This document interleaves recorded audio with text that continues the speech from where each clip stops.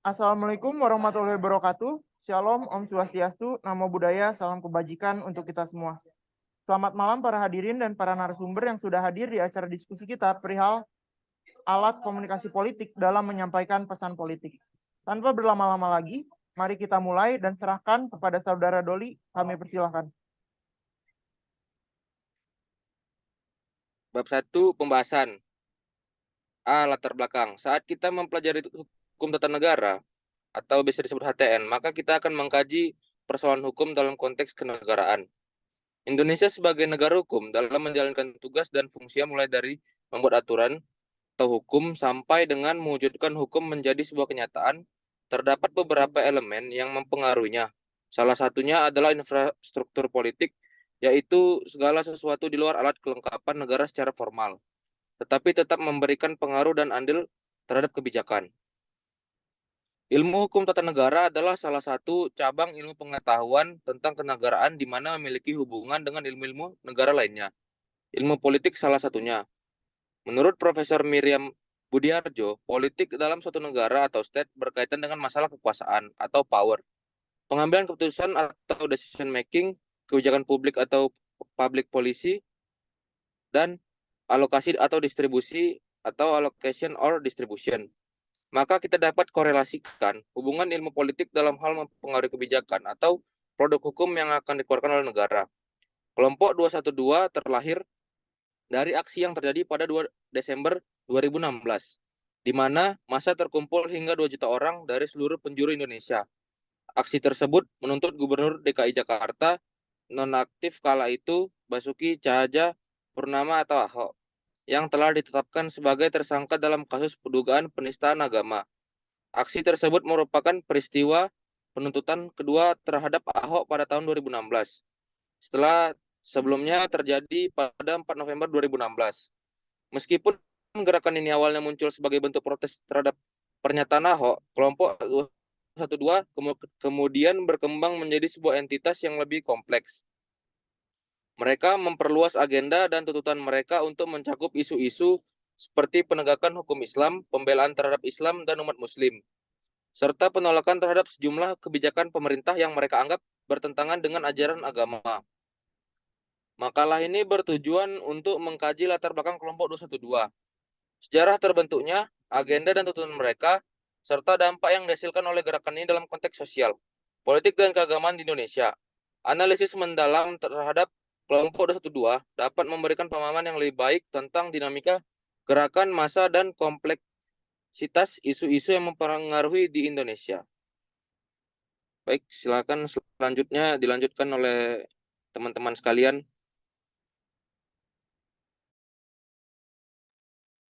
Pengertian hukum. Hukum adalah aturan atau peraturan yang dibentuk oleh pemerintah atau lembaga yang memiliki kewenangan dalam membentuk peraturan untuk mengatur perilaku dan hubungan antar individu, kelompok, dan badan hukum lainnya dalam masyarakat. Hukum juga dapat diartikan sebagai seperangkat asas atau norma yang mengatur tata tertib, hak, kewajiban, dan kewajiban masyarakat dalam interaksi sosial. Hukum dapat memiliki bermacam-macam jenis, seperti hukum pidana yang mengatur tentang tindak pidana dan hukuman yang dijatuhkan, hukum perdata yang mengatur hak dan kewajiban individu atau badan hukum, dan hukum internasional yang mengatur hubungan antar negara. Hukum juga dapat bersifat formal atau informal, tergantung bagaimana aturan tersebut diakui dan diterapkan dalam masyarakat.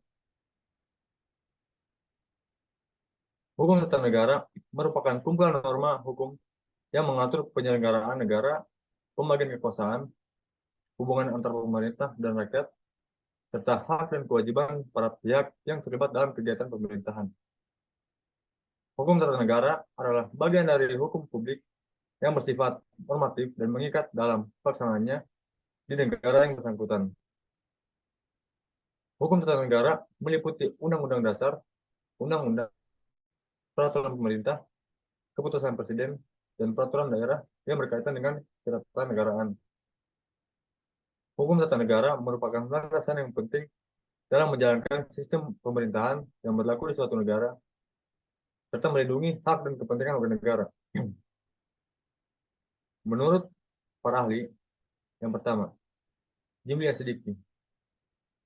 Hukum tata negara adalah himpunan norma hukum yang mengatur tentang kedudukan, susunan, dan fungsi organ negara serta hubungan antara organ-organ negara tersebut dalam penyelenggaraan pemerintahan. 2. Muhajir Kusuma Aceh. Hukum tata negara adalah bagian dari hukum publik yang mengatur tentang organisasi negara, pembagian kekuasaan, hubungan antar pemerintah dan rakyat, serta hak dan kewajiban yang dimiliki oleh pihak-pihak yang terlibat dalam kegiatan pemerintahan. 3. Sri Sumantri.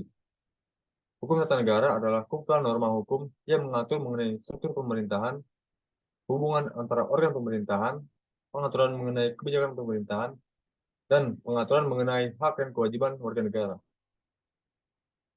Tujuan hukum tata negara adalah untuk mewujudkan suatu sistem pemerintahan yang baik dan efektif, yang mampu menjaga stabilitas dan keamanan negara serta memenuhi kebutuhan rakyat. Hukum tata negara juga memiliki tujuan lainnya, yaitu yang pertama, menjaga stabilitas dan keamanan negara. Kedua, menciptakan sistem pemerintahan yang efektif. 3. Menjamin hak dan kebebasan warga negara. 4. Menegakkan keadilan. 5. Meningkatkan kualitas kehidupan masyarakat. 6. Meningkatkan kesejahteraan dan kemakmuran negara. Asas-asas dalam HTM. Yang pertama, asas Pancasila.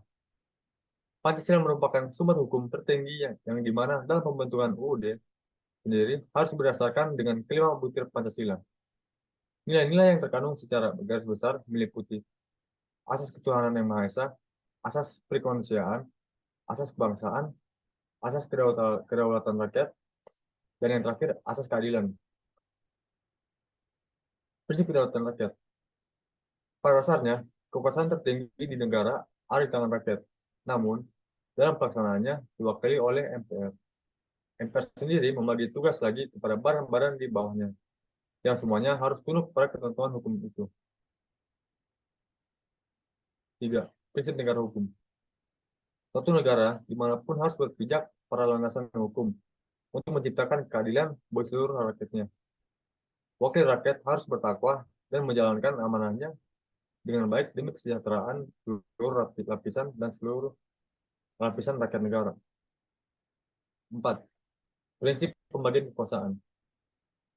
Pemisahan kekuasaan dimaksudkan untuk memfokuskan pekerjaan para wakil rakyat sehingga tujuan dapat dicapai dengan lebih cepat. Misalnya, di Indonesia ada 3 kekuasaan utama, yaitu legislatif, eksekutif, dan yudikatif. Setiap orang memiliki tugas dan tanggung jawab masing-masing. Yang terakhir, prinsip negara kesatuan. Akhirnya asas ini digunakan untuk mempersatukan banyak orang dalam satu tujuan dengan pedoman UUD 1945. Asas membentuk undang-undang yang terakhir ini berperan penting dalam menciptakan kesatuan dan kesatuan seluruh rakyat Indonesia. Selanjutnya akan dilanjutkan oleh teman saya Sinan Sabtagunara.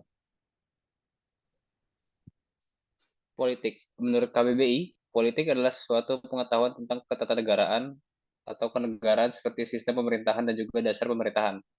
Selain itu, politik juga dapat diartikan sebagai segala hal dan tindakan seperti kebijaksanaan, siasat dan sebagainya mengenai pemerintahan suatu negara atau negara lain.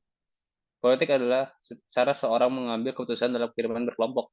Oleh karena itu, politik juga mengacu pada cara membuat kesepakatan antara orang-orang agar mereka dapat hidup berdampingan atau kelompok dalam satu suku, kota, atau bahkan dalam suatu negara. Dalam pembahasan ini, politik memiliki hubungan yang cukup erat dengan hukum. Hubungan antara politik dan hukum punya 3 asumsi dasar, yaitu hukum determinan, penentu politik, dalam arti hukum menjadi arah dan mengontrol segala kegiatan politik. Kedua, determinan politik hukum. Dan ketiga, politik dan hukum terjalin dalam hubungan yang saling bergantung. Karena politik tanpa hukum menciptakan kesewenang-wenangan atau anarki. Sedangkan hukum tanpa politik akan lumpuh. Berikut merupakan fungsi politik, yaitu 1. Membuat kebijakan publik. Sistem politik bertanggung jawab untuk membuat kebijakan publik yang akan mempengaruhi masyarakat dan negara secara keseluruhan. Fungsi ini dilakukan oleh pemerintah, legislatif, dan lembaga lain yang bertanggung jawab mengatur kebijakan publik di berbagai sektor, seperti ekonomi, pendidikan, kesehatan, lingkungan, dan keamanan. 2. Representasi kepentingan masyarakat. Fungsi politik juga termasuk dalam representasi kepentingan masyarakat. Politisi dan partai politik diharapkan mampu memahami kebutuhan dan kepentingan dari rakyat serta membuat kebijakan yang menguntungkan rakyat. 3. Pemeliharaan stabilitas politik dan sosial. Sistem politik memainkan peran penting dalam menjaga stabilitas politik dan sosial di negara tersebut.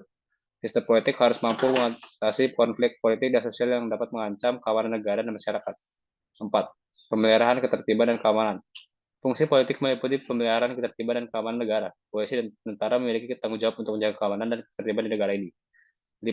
Promosi partisipasi publik. Sistem politik harus mendorong partisipasi politik rakyat dalam proses politik dan memberikan kesempatan kepada rakyat untuk terlibat dalam pengambilan keputusan politik. 6. Memelihara keseimbangan kekuasaan. Fungsi politik meliputi pemeliharaan keseimbangan kekuasaan antara cabang-cabang pemerintah dan antara pemerintah dan masyarakat. Hal ini bertujuan untuk mencegah pengusahaan kekuasaan yang berlebihan dan penyalahgunaan kekuasaan. 4. Alat komunikasi politik. Alat komunikasi politik merupakan salah satu alat politik yang berfungsi untuk menyampaikan informasi dan persuasi tentang politik baik dari pemerintah kepada masyarakat maupun sebaliknya. Ini adalah benda mati yang bertindak sebagai perantara penyebaran dan pelaporan. Singkatnya alat komunikasi politik. Komunikasi politik yaitu menghubungkan pemikiran-pemikiran politik yang hidup dalam masyarakat, baik intra kelompok, lembaga, asosiasi atau sektor kehidupan politik masyarakat dengan sektor pemerintahan. Alat komunikasi dapat mendukung terciptanya suasana politik rakyat karena alat komunikasi tersebut merupakan sarana komunikasi dan pemersatu setiap kelompok, khususnya kelompok politik. Alat komunikasi ini berfungsi sebagai sarana penyebarluasan konsep, ajaran, doktrin, ideologi politik, dan program kerja kelompok tertentu kepada seluruh anggota dan simpatisnya. Selanjutnya akan dijelaskan oleh teman saya. Yang kelima ada pesan politik. Salah satu jenis alat politik yang akan kami bahas pada pesan politik. Pesan politik adalah komunikasi yang dilakukan oleh politisi atau partai politik untuk menyampaikan pandangan mereka tentang isu-isu politik dan sosial yang relevan di masyarakat. Tujuan utama dari pesan politik adalah untuk mempengaruhi opini politik, keyakinan atau perilaku masyarakat umum. Pesan politik mencakup berbagai topik seperti kebijakan ekonomi, pendidikan, kesehatan, lingkungan, hak asasi manusia, keamanan nasional, dan masalah sosial lainnya. Politisi dan partai politik sering menggunakan pesan politik untuk mempromosikan platform politik mereka untuk memberikan informasi tentang kebijakan yang mereka rencanakan atau dukungan, dan untuk mempromosikan diri sebagai pemimpin yang paling cocok untuk pemimpin masyarakat. Cara yang digunakan politisi dan partai politik untuk menyampaikan pesan politik bisa bermacam-macam, mulai dari pidato, ceramah, iklan politik, media sosial, dan debat politik, hingga penggunaan kampanye langsung atau kampanye massa. Politisi dan partai politik juga dapat menggunakan berbagai bentuk teknologi seperti situs web, email, dan aplikasi seluler untuk mempromosikan pesan politik kepada pemilih. Pesan politik juga kerap mengandung janji atau janji tindakan tertentu jika terpilih. Misalnya, politisi mungkin berjanji untuk meningkatkan pendanaan untuk sektor pendidikan atau memperbaiki infrastruktur dan infrastruktur jalan selama masa jabatannya. Pentingnya pesan-pesan politik terletak pada fakta bahwa pesan-pesan itu mempengaruhi para pemilih dalam membuat keputusan politik mereka. Oleh karena itu sangat penting bagi pemilih untuk mempertimbangkan dengan cermat pesan politik yang mereka terima dan memeriksa apakah janji-janji dan dibuat oleh politisi dapat ditepati dan sesuai dengan nilai dan kepentingan mereka. Berikut merupakan jenis pesan politik. Pidato politik. Pidato disampaikan oleh seorang politisi atau pemimpin partai politik dengan tujuan mempengaruhi opini publik atau mendapatkan dukungan untuk tujuan politik tertentu. Pidato politik bisa berisi pandangan dan rencana politik dari bicara atau bisa juga berisi kritik terhadap lawan politik atau pihak lawan. Pidato politik sering disampaikan di depan massa dan dalam acara-acara publik seperti kampanye, pemilu, pertemuan partai politik, atau debat politik. Pidato politik juga dapat disampaikan melalui media massa seperti televisi, radio, atau media sosial. Pernyataan politik adalah pernyataan tertulis atau lisan yang dibuat oleh politisi, partai politik, atau kelompok politik dengan tujuan atau menyatakan pandangan, posisi, atau pendapat mereka tentang masalah atau topik politik tertentu. Pernyataan politik biasanya berisi rencana kerja atau program pembuat pernyataan politik, atau bisa juga berisi kritik terhadap kebijakan atau tindakan pemerintah atau kelompok politik lainnya. Buku dalam komunikasi politik merupakan salah satu media atau alat yang digunakan oleh para politisi, ilmuwan politik, dan penulis lainnya untuk menyampaikan pandangan, gagasan, atau analisis tentang topik politik tertentu kepada publik. Brosur dalam komunikasi politik adalah salah satu bentuk media cetak yang digunakan oleh politisi atau partai politik untuk menyebarkan informasi pesan politik kepada masyarakat secara luas. Brosur politik dapat menjadi strategi komunikasi politik yang efektif karena dapat menjangkau masyarakat dalam jumlah besar dengan biaya yang relatif murah. Selanjutnya akan dilanjutkan oleh rekan kami. Ya, terima kasih para hadirin sekalian. Selanjutnya kami dapat menyimpulkan berdasarkan makalah yang sudah kami susun bahwa hukum adalah aturan atau peraturan yang mengatur perilaku dan hubungan antar individu, kelompok, dan badan hukum dalam masyarakat. Hukum tata negara mengatur penyelenggaraan negara, pembagian kekuasaan, hubungan pemerintah dan rakyat, serta hak dan kewajiban dalam kegiatan pemerintahan.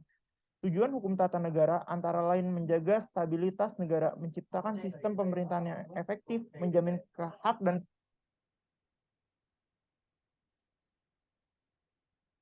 dan meningkatkan kesejahteraan negara. Asas-asas dalam hukum tata negara termasuk asas Pancasila, prinsip kedaulatan rakyat, prinsip negara hukum, prinsip pembagian kekuasaan, dan prinsip negara kesatuan. Politik melibatkan pengambilan keputusan dalam kehidupan berkelompok dan memiliki hubungan yang erat dengan hukum. Fungsi politik termasuk membuat kebijakan publik, mewakili kepentingan masyarakat, memelihara stabilitas politik dan sosial, memelihara ketertiban dan keamanan, memelihara stabilitas politik dan sosial, memelihara ketertiban dan keamanan, dan mempromosikan partisipasi politik. Media komunikasi politik memiliki peran yang sangat penting dalam bidang politik, seperti menyampaikan suatu informasi, membangun citra, dan mensosialisasikan agenda dari suatu partai politik. Komunikasi politik dapat dilakukan secara privat atau terbuka melalui media massa. Distorsi bahasa dalam komunikasi politik dapat terjadi dalam bentuk eufemisme, representasi yang tidak sesuai, atau distorsi ideologi. Penelitian tentang alat komunikasi politik merupakan suatu hal yang penting bagi masyarakat untuk membedakan informasi yang sesuai dengan fakta dan tidak sesuai dengan fakta, yang mana pada realitanya di era digital ini seringkali terjadi tindakan oknum yang menyebarkan berita bohong, terutama terkait isu-isu politik di masyarakat. Terima kasih kepada para hadirin yang sudah hadir dalam acara diskusi kami kali ini. Sekian dan terima kasih. Wassalamualaikum warahmatullahi wabarakatuh. Shalom, Om Swastiastu, Namo Buddhaya, salam kebajikan bagi kita semua.